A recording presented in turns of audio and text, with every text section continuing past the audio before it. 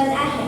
आदरणीय मुख्याध्यापक, माननीय शिक्षक, पालक वर्ग आणि माझ्या प्रिय मित्रमैत्रिणींनो, सर्वांना माझा नमस्कार.